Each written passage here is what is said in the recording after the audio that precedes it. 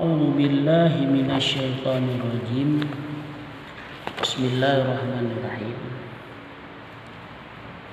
Bab uronyo saya bahas tentang posisi tempat duduk. Kiban maksud posisi tempat duduk.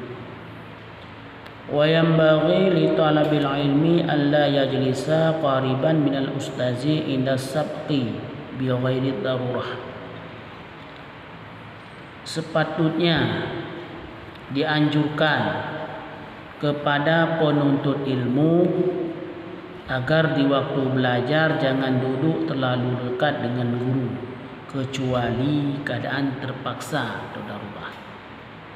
Ini sebuah adab sepatutnya. Ini sebuah adab baik tak ada dengan guru, baik tak ada pada padu guru. Ini sebuah adab supaya yang berkah ilmu.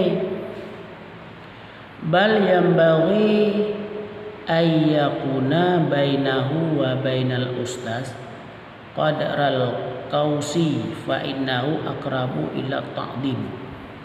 Tetapi hendaklah mengambil jarak antara keduanya sejauh busur panah, karena posisi demikian itu menghormati.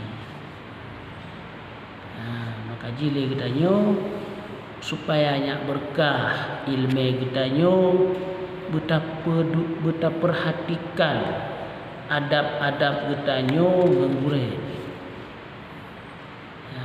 Jadi ada bacuna ilmu dia berkah karena pada duduk karena bermanfaat dan berfaedah dalam masyarakat.